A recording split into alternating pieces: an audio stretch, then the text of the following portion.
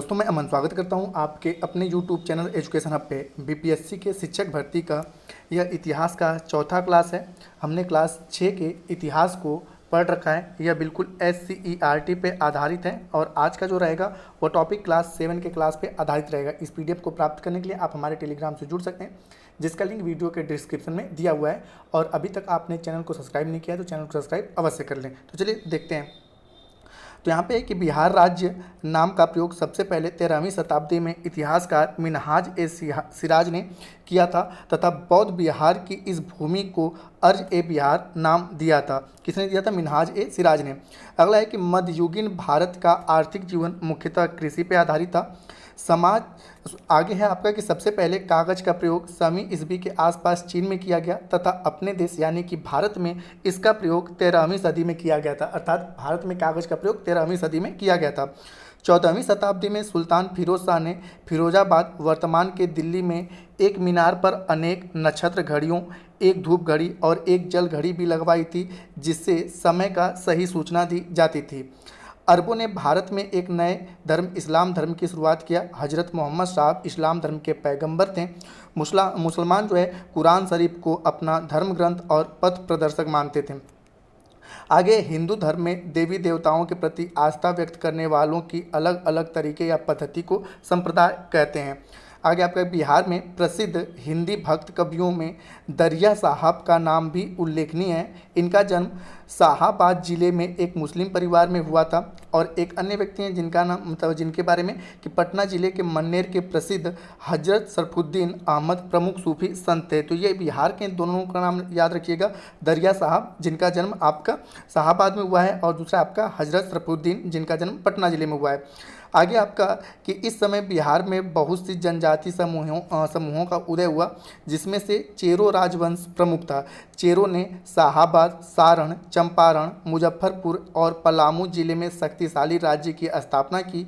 चेरो ने लगभग 300 वर्षों तक इस क्षेत्र में एक शक्तिशाली राज्य के रूप में बने रहे। चैनपुर जो वर्तमान समय का शाहाबाद जिला पर बागमर नामक चेरों के सरदार पर का कब्जा था। ये इंपॉर्टेंट इसलिए क्योंकि इनके दो बेटे थे, इनका नाम था चांद और एक का नाम था मुंड। और इस क्षेत्र में चंडेश्वरी एवं मुंडेश्वरी नामक मंदिरों की लोक कथाओं का नाम इनसे जुड़ा जाता है। तो ये कौन थे? चेरों के सरदार थे, ठीक है। और जिनका नाम क्या था? मतलब बागमर, ठीक है। तो उन्हीं के बेटे थे जिनका नाम था चांद और मुंड, और उन्हीं के साथ चांडेश्वरी और मुंडेश्वरी देवियों के लोक कथाओं का नाम जुड़ा रहता है। आगे आपका कि समाज में ऊंच नीच जैसी भावनाओं को समाप्त करने के लिए बड़े बुजुर्गों की एक सभा हुआ करती थी, जिसे जाति पंचायत कहा जाता था। अगला है खुदाबख्श ओरिएंटल लाइब्रेरी पटना में स्थित है। ये अपने आप में इंपॉर्टेंट है।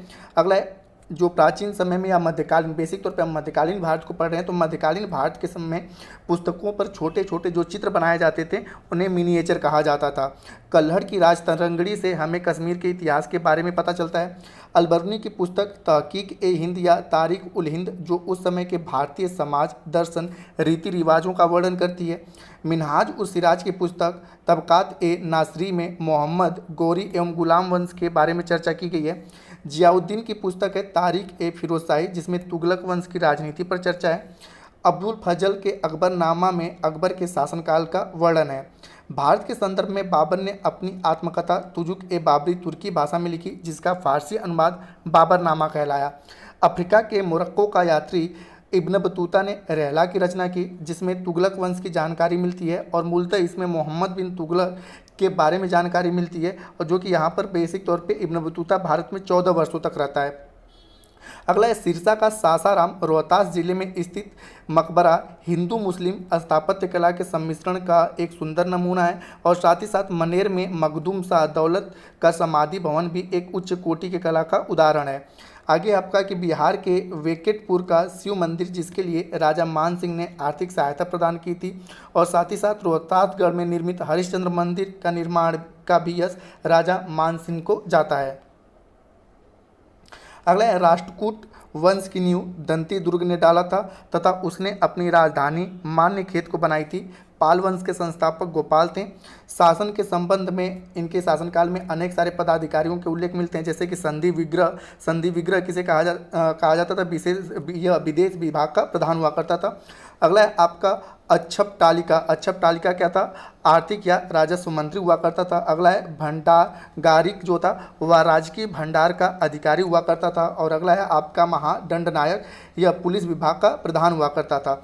इस दौरान बेसिक तौर पे मध्यकालीन में युग में बेसिक तौर पे किसानों को अपने उपज का छठवां या तीसरा भाग, ठीक है, छठवां या तीसरा भाग भू राजस्व के रूप में देना पड़ता था। महमूद गजनवी अफगानिस्तान के गजनी का रहने वाला था। उसने 1010 से 1025 के बीच भारत में लगभग 17 आक्रमण किए और 1030 ईस्वी में महमूद गजनवी की मृत्यु हो गई। महमूद गजनवी के भारत के आक्रमण का उद्देश्य मुख्यतः धन की लूटपाट थी। शाहनामा के लेखक फिरदौसी हैं जो मोहम्मद गजनवी के संरक्षण में थे। इसके अलावा शाहनामा ने तहकीक ए हिंदवी नामक पुस्तक भी लिखी। तराइन का जो प्रथम युद्ध है वह 1191 में पृथ्वीराज चौहान और मोहम्मद गौरी के बीच लड़ा गया। इसमें मोहम्मद गौरी की हार हुई, परंतु तराइन के द्वितीय युद्ध जो कि 1192 में लड़ा गया, इसमें पृथ्वीराज चौहान की हार होती है। आगे है चोल वंश के राजाओं में सबसे उल्लेखनीय राजा जो है राजराज प्रथम है, जिनका शासनकाल 998 ईस्वी से 1016 ईस्वी तक था। तथा दूसरा महत्वपूर्ण राजा जो थे वह राजेंद्र चोल थे। इन्होंने श्रीलंका और मालदीव तक अपना अधिकार जमाया। चोल वंश अपने जल सेना के लिए काफ़ी महत्वपूर्ण रूप से जानी जाती थी। चोल राज्य की जो सबसे बड़ी इकाई हुआ करती थी राष्ट्र, उसके बाद उससे छोटी इकाई जिसे बेसिक तौर पर प्रदेश के रूप में जाना जाता था उसे मंडलम कहा जाता था। और उसके बाद उसे छोटी इकाई कमिश्नरेट जिसे हम कहते हैं, ठीक है, उसे कोट्टम कहते हैं। जैसे कि वर्तमान समय में जो कमिश्नरेट है उस तरह के छोटे इकाई को कोट्टम कहा जाता था। और उसके बाद जो कमिश्नरेट से छोटी इकाई हुआ करती थी उसे नाडु कहते थे, जो कि वर्तमान समय का एक जिला का स्वरूप है। और नाडु के बाद जो छोटा क्षेत्र होता था उसे कुर्रम कहते थे, जो कि वर्तमान समय का तहसील आप कह सकते हैं। और जो सबसे छोटा क्षेत्र हुआ करता था उसे ग्राम कहा करते थे। आगे की चोल वंश के शासन के बारे में जानकारी जो है उत्तर मेरू अभिलेख से मिलता है। और यह उत्तर मेरू अभिलेख कहाँ से मिला है, तो तमिलनाडु के चिंगलपुट जिले से मिलता है। तो उत्तर मेरू अभिलेख से बेसिक तौर पे चोल वंश के शासन के बारे में जानकारी मिलती है। यहाँ पे अड़ीकट शब्द तमिलनाडु के दो शब्दों से मिलकर बनी है। अड़ी का अर्थ होता है बांध और कट्टू का अर्थ होता है निर्माण। तो बेसिक तौर पर चोल शासकों ने अपने समय कावेरी नदी पर मतलब कि एक बांध बनाए थे जिसे महाबाध का नाम दिया गया, कि महा अड़ीकट्टू नाम दिया गया। और यह सिंचाई के लिए प्रयोग किया गया एक तरह से उस समय का पहला बांध था। आगे की पाल वंश का साम्राज्य बिहार एवं बंगाल में था। पाल वंश का संस्थापक गोपाल थे। गोपाल के बाद धर्मपाल, देवपाल एवं महिपाल अनेक ऐसे राजा हुए जिन्होंने उत्तरी भारत पर एक मजबूत राज्य के रूप में उभरने का प्रयास किया। और इनकी राजधानी संभवतः बिहार की मुंगेर थी। तो ये अपने आप में इंपॉर्टेंट है कि पाल वंश की राजधानी क्या थी, तो मुंगेर थी। आगे यहाँ पे कि पाल वंश के शासक ही थे जिनका नाम था धर्मपाल, और उन्होंने ही वर्तमान समय में भागलपुर जिले में विक्रमशिला विश्वविद्यालय की स्थापना कराई थी। तो यह पाल वंश के ही धर्मपाल थे। आगे की 13वीं शताब्दी के आरंभ में तुर्कों ने दिल्ली सल्तनत की स्थापना की, जिस पर उन्होंने लगभग 300 वर्षों तक 5 अलग अलग राजवंशों ने शासन किया, जिसमें कि बेसिक तौर पे आपका प्रारंभिक जो तुर्क शासक मतलब कि इसमें बेसिक तौर पे जो आपका पहला शासन रहा वह गुलाम वंश का रहा। और गुलाम वंश का संस्थापक कौन था, कुतुबुद्दीन ऐबक, और जिसका शासनकाल 1206 से 1210 तक रहा। उसके बाद इसका जो महत्वपूर्ण शासक हुआ वह था इल्तुतमिश, जो कि 1210 से 1236 तक रहा। उसके बाद रजिया, जो कि 1236 से 1240 तक। और इसका जो अंतिम महत्वपूर्ण शासक था वह था बलबन, जिसका शासनकाल 1266 से 1287 तक रहा। तो यह पहला राजवंश रहा। जैसा कि मैंने कहा कि दिल्ली सल्तनत पे कुल 5 राजवंशों ने शासन किया। गुलाम, ठीक है, उसके बाद आपका खिलजी आता है, उसके बाद आपका तुगलक वंश आता है, उसके बाद आपका सैयद वंश आता है, और लास्ट में आपका लोधी वंश आता है। तो ये पहले गुलाम वंश के कुछ महत्वपूर्ण राजा रहे। और गुलाम वंश का जो शासनकाल था वह 1206 से, ठीक है, 1206 से आपका 1290 तक रहता है। यहाँ पे आपका 90 रहेगा, 1206 से 1290 तक रहता है। आगे आपका कि दूसरा, जैसे कि मैंने बताया, दूसरा जो राजवंश था वह था खिलजी राजवंश, और जिसका संस्थापक जलालुद्दीन खिलजी था। और खिलजी राजवंश का जो शासन पीरियड था 1290 से 1320 तक था। इसमें 2 महत्वपूर्ण शासक हुए, एक तो स्वयं जो कि इस खिलजी राजवंश की नींव डाली, जो था जलालुद्दीन खिलजी, जिसका समय था 1290 से 1296 तक। और दूसरा था अलाउद्दीन खिलजी, इसके बारे में लगभग सभी लोग जानते हैं, और इसका शासनकाल था 1296 से 1316 तक। तीसरा जो राजवंश था वह था आपका तुगलक वंश, और इसकी स्थापना या नींव डाली थी गयासुद्दीन तुगलक ने। और तुगलक वंश का जो शासन था 1320 से 1414 तक चला था। इसके 3 महत्वपूर्ण शासक हुए, एक था गयासुद्दीन तुगलक जिसका शासनकाल 1320 से 1324 तक रहा, दूसरा है मोहम्मद बिन तुगलक जिसका शासनकाल 1324 से 1351 तक रहा, और तीसरा है फिरोज शाह तुगलक जिसका शासनकाल 1351 से 1388 तक रहा, और चौथा जो राजवंश है वह है आपका सैयद वंश। और सैयद वंश की स्थापना जो थी वह खिज्र खान के, यहाँ पे खिज नहीं, यहाँ पे खिज्र खान है, इसकी स्थापना करी थी। और इसका शासनकाल था 1414 से 1451 तक। हालांकि खिज्र खां के अलावा इसमें कोई महत्वपूर्ण शासक नहीं हुआ, और खिज्र खां का शासन था 1414 से 1421 तक। और पांचवा जो वंश रहा वह था लोधी वंश। इसका संस्थापक जो था वह बहलोल लोधी था, और लोधी वंश का जो शासन है 1451 से 1526 तक चला, और इसी 1526 में पानीपत का प्रथम युद्ध होता है और दिल्ली सल्तनत समाप्त हो जाता है। और यह पानीपत का युद्ध किसने लड़ा था? इब्राहिम लोधी ने। तो लोधी वंश का बेसिक तौर पर जो महत्वपूर्ण शासक था एक था बहलोल लोधी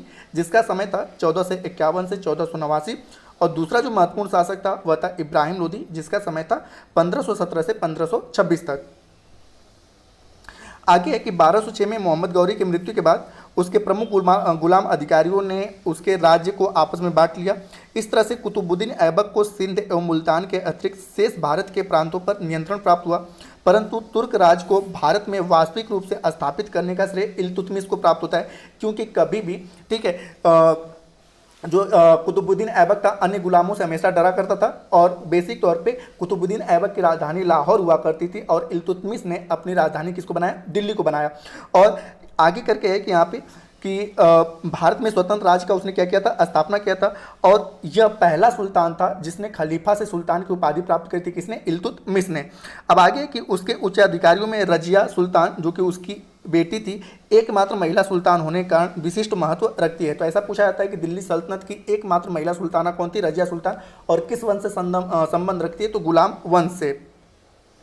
गुलाम वंश को ममलूक वंश का नाम दिया जाता है। सभी राजवंशों की सत्ता का केंद्र लगभग दिल्ली रहा, इसीलिए पूरे इस पांचों राजवंश को मिलाकर दिल्ली सल्तनत कहा जाता है। आगे की 1290 में एक खिलजी सेनानायक ने ममलूक वंश के अंतिम सुल्तान केकुआत की दिल्ली की गद्दी से हटाकर एक नए राजवंश की स्थापना रखी, और जिसका नाम रखा खिलजी वंश। और इसका संस्थापक कौन था? आपका जलालुद्दीन खिलजी। और इसका जो महत्वपूर्ण शासक था वह कौन था? अलाउद्दीन खिलजी।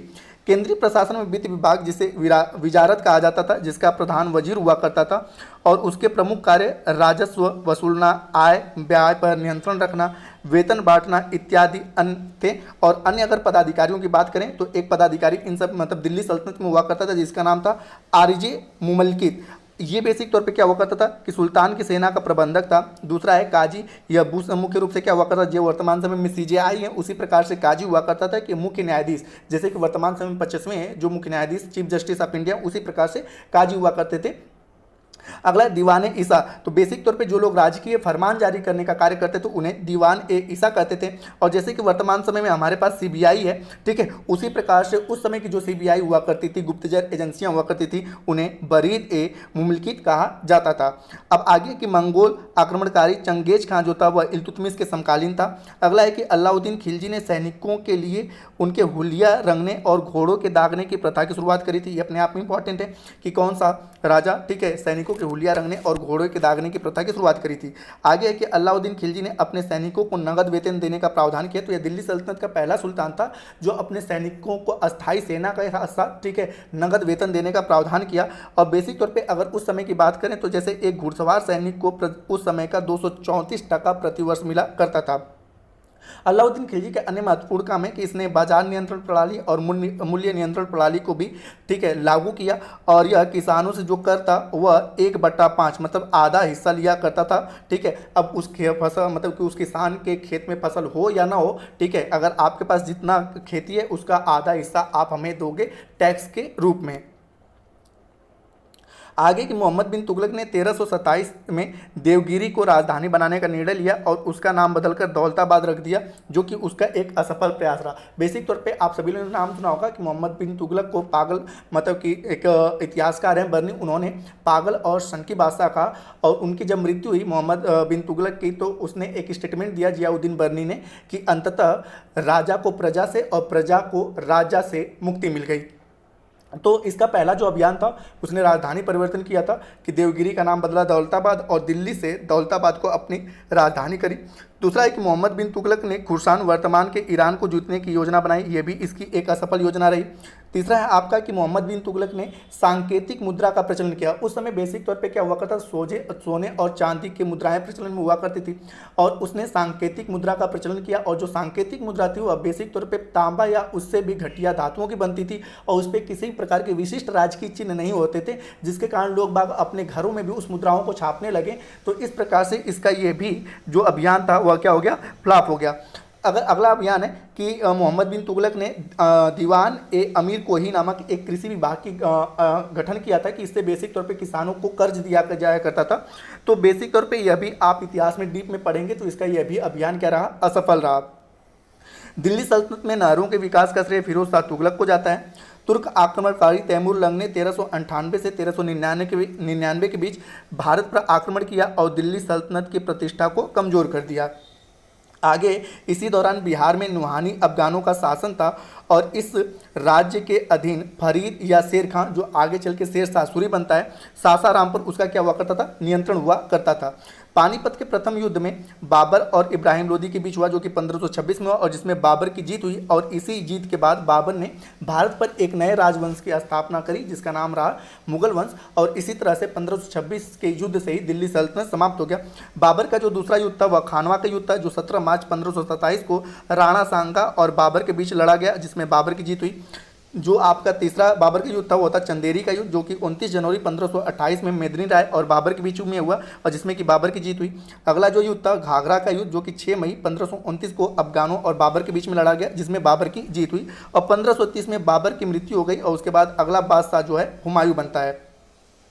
आगे को हुमायूं ने शेरशाह से निम्नलिखित संघर्ष के शेरशाह की, इन सभी में बेसिक तौर पे क्या होती है, जैसे कि पहला था चौसा या बिलग्राम का युद्ध, जो कि 1539 में लड़ा गया और इसमें बेसिक तौर पे किसकी जीत होती है, शेरशाह की।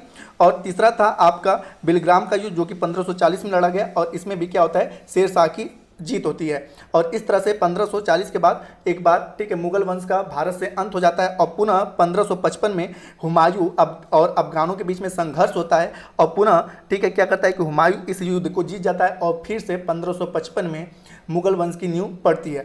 उसके बाद 1556 में हुमायूं की मृत्यु हो जाती है और मात्र 13 वर्ष की अवस्था में उसका बेटा अकबर ठीक है राजा बनता है, मुगल वंश का अगला राजा। और अकबर का जो संरक्षक था वह था बैरम खां। अकबर ने 1562 में तीर्थ यात्रा कर को बंद कर दिया तथा 1564 में जजिया कर को भी इसने बंद कर दिया था। अकबर एक अनपढ़ व्यक्ति था। इसकी जानकारी अबुल फजल के अकबरनामा और आईने अकबरी से मिलती है। अबुल फजल ने अकबरनामा को 3 भागों में लिखा ठीक है, जिसका प्रथम भाग में क्या था कि अकबर के पूर्वजों का बयान है, दूसरे भाग में अकबर के शासनकाल का इतिहास है जिसका नाम आईने अकबरी है, इसी से अकबर के प्रशासन की जानकारी मिलती है। और तीसरे भाग में भूगोल का मतलब कि तत्कालीन समकालीन भूगोल और सांस्कृतिक परंपराओं का वर्णन किया गया है। मुगल सम्राट कई अधिकारियों और कर्मचारियों को प्रशासन का काम देखने के लिए नियुक्त किया करते थे और इन्हीं अधिकारियों को मनसबदार कहा जाता था। अकबर के राजस्व मंत्री जो थे वो थे टोडरमल, ये भी अपने आप में इंपॉर्टेंट है। तो टोडरमल जो थे राजस्व मंत्री थे और इन्होंने जमीन को उस समय 4 भागों में बांट रखा था। सबसे अच्छी जो भूमि हुआ करती थी उसको पोलज कहा करते थे, जिसपे कि हर साल खेती हुआ करती थी। उसके बाद दूसरे नंबर की आती थी भूमि परती, जिसमें 1 साल के अंतर पर खेती होती थी। उसके बाद आती थी तीसरे नंबर की भूमि चाचर, जिसमें कुछ अंतराल पर बुआई होती थी। और सबसे लास्ट में आती थी भूमि बंजर, जिसमें लंबे समय तक बुआई लगभग नहीं होती थी। आगे है आपका कि अकबर ने एक नवीन धर्म नीति सुलह एक कुल को अपनाया और अकबर ने समाज में नैतिक और सामाजिक मूल्यों को रखने के लिए एक नई नीति अपनाई जिसे दीन ए इलाही या एक नया धर्म कहते हैं कि अकबर ने एक नए धर्म को चलाया, दीन ए इलाही को। 1605 में अकबर की मृत्यु के बाद उसका पुत्र जहांगीर बादशाह बना और जहांगीर जो है अपने न्याय की जंजीर के लिए जाना जाता है। 1628 में जहांगीर की मृत्यु के बाद शाहजहां गद्दी पर बैठा, जो ताजमहल के निर्माता के रूप में लोकप्रिय हुआ।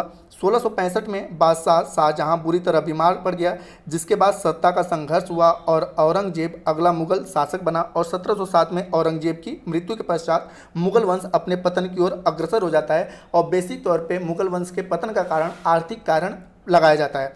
1739 में ईरान के शासक नादिर शाह ने दिल्ली पर आक्रमण किया और इसी दौरान नादिर शाह ने तख्ते ताउस, जिसे मयूर सिंहासन कहा जाता है, जिसे शाहजहां ने बनवाया था, जिस पे कोहिनूर हीरा लगा था, ठीक है, उसे अपने साथ, ठीक है, ईरान लेकर जाता है। जगन्नाथ मंदिर ओडिशा के पुरी में स्थित है तथा खजुराहो मंदिर जो है वह मध्य प्रदेश में स्थित है। इन मंदिरों का निर्माण बेसिक तौर पर नागर शैली में हुआ है। और नागर शैली किसे कहते हैं, तो इस शैली में मंदिरों का आधार से सिर तक आयताकार और शंक्वाकार संरचना में बनी होती है। शीर्ष क्रमशः पतला होता जाता है, जिसे शिखर कहते हैं, और मंदिर के केंद्रीय भाग में प्रधान देवी और देवता की मूर्ति स्थापित की जाती है। और जहाँ पे प्रधान देवी या देवता की मूर्ति स्थापित की जाती है उसे गर्भगृह कहा जाता है। मंदिर के चारों ओर अलंकृत स्तंभों पर टिकी होती है, जिसे प्रदक्षिणा पथ कहते हैं, जिसमें चारों ओर लोग घूमते हैं। और गर्भगृह के पीछे अलग अगल बगल झरोखा बना होता है। उस समय मंदिरों का निर्माण मुख्य रूप से पत्थरों को तराश कर किया जाता था। अगला है द्रविड़ शैली। द्रविड़ शैली में गर्भगृह के ऊपर कई मंजिलों का निर्माण होता है, जिसकी संख्या 5 से 7 होती है। इसे विमान कहा जाता है, जैसे कि आपने देखा होगा इस प्रकार के मदुरई का मीनाक्षी मंदिर, ठीक है, तो उसे विमान कहा जाता है। और स्तंभों पर टिका एक कमरा होता है, जिसे बेसिक तौर पर मंडप कहा जाता है। और गर्भगृह के सामने अलंकृत स्तंभों पर टिका एक बड़ा हाल या घर हुआ करता था, जिसमें धार्मिक अनुष्ठान किए जाते थे। संपूर्ण मंदिर की संरचना ऊंची दीवारों से घिरी होती थी, जिसे प्रवेश द्वार होता था, और यह बहुत भव्य और अलंकृत होता था। इसे गोपुरम, जो प्रवेश द्वार था उसे गोपुरम कहा जाता था। और इसका सबसे महत्वपूर्ण उदाहरण जो है मदुरई का मीनाक्षी मंदिर और तंजौर का बृहदेश्वर मंदिर है, जो बेसिक तौर पे द्रविड़ शैली में बना हुआ है। आगे आपका कि बृहदेश्वर मंदिर का निर्माण राजा राजदेव ने अपने देवताओं के उपासना हेतु किया था, जिसका मूल नाम राजा राजेश्वरम था। भारत में बनने वाली पहली जो मुस्लिम उपासना स्थल है, ठीक है, वह था कुब्बत उल इस्लाम मस्जिद। तो आपसे पूछा जाए कि भारत में जो पहला मस्जिद बना था वह कौन था? कुब्बत उल इस्लाम मस्जिद। और जिसे किसने बनवाया था? कुतुबुद्दीन ऐबक ने बनवाया था। और यह वर्तमान समय में कुतुब मीनार परिसर में स्थित है। कुतुब मीनार का निर्माण कुतुबुद्दीन ऐबक ने अपने गुरु जो सूफी संत थे कुतुबुद्दीन बख्तियार काकी, उनकी स्मृति में, ठीक है, इसका निर्माण कार्य शुरू किया। लेकिन इसके पहली मंजिल को ही वह निर्माण करवा पाता है। उसके बाद 1210 में जब उसकी मृत्यु हो जाती है तो इसके निर्माण कार्य को पूरा करवाता है उसका अगला शासक इल्तुतमिश। और 1229 में इसका निर्माण कार्य पूरा हो जाता है। और उस समय इसके केवल 4 मंजिलें हुआ करते थे। उसके बाद आपने पता है कि फिरोज शाह तुगलक, जो कि तुगलक वंश का शासक था, इस समय बिजली गिरने से कुतुब मीनार क्षतिग्रस्त हो गया था, तो इसने चौथे मंजिलों को मरम्मत करवाया और साथ ही साथ एक नया मंजिला बनवाया, 5वां मंजिला। तो जिस तरह से वर्तमान समय में कुतुब मीनार में कुल 5 मंजिलें और इसकी कुल ऊंचाई 71.4 मीटर की आती है। आगे आपका कि बिहार में तुर्क काल का सबसे महत्वपूर्ण इमारत बिहार शरीफ में स्थित मलिक इब्राहिम या मलिक बयां का मकबरा है। इसका निर्माण 1353 ईस्वी में हुआ था और इस पर दिल्ली की तुगलक शैली का प्रभाव है। इसकी प्रेरणा गयासुद्दीन तुगलक के मकबरे से ली गई है। अगला है आपका कि शाहजहां ने दिल्ली में शाहजहांबाद नामक नवीन नगर की स्थापना करी और वहीं पर 1638 में प्रशासनिक भवन के रूप में लाल किले का निर्माण करवाया। औरंगजेब ने लाल किले में मोती मस्जिद एवं अपनी पत्नी की याद में महाराष्ट्र के औरंगाबाद में बीबी का मकबरा बनवाया।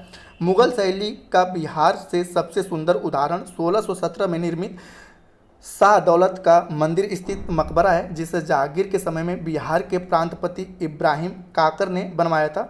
और 1545 ईस्वी में बनकर तैयार सासाराम में शेर शाह सूरी का मकबरा तुर्क अफगान स्थापत्य और मुगल स्थापत्य कला का एक अच्छा उदाहरण है।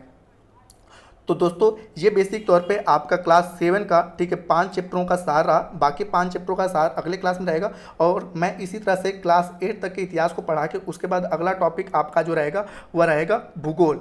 ठीक है, तो उम्मीद कर रहा हूँ कि आपको यह वीडियो पसंद आ रहा होगा। वीडियो पसंद हो वीडियो को लाइक करें, कमेंट करें तथा अपने दोस्तों के साथ शेयर करें। और चैनल पर नए हैं तो चैनल को सब्सक्राइब अवश्य करें तथा इस PDF को प्राप्त करने के लिए आप हमारे टेलीग्राम से जुड़ सकते हैं, जिसका लिंक वीडियो के डिस्क्रिप्शन में दिया हुआ है। और चैनल पर नए हैं तो चैनल को सब्सक्राइब अवश्य कर लें। तो वीडियो के अंत तक बने रहने के लिए धन्यवाद।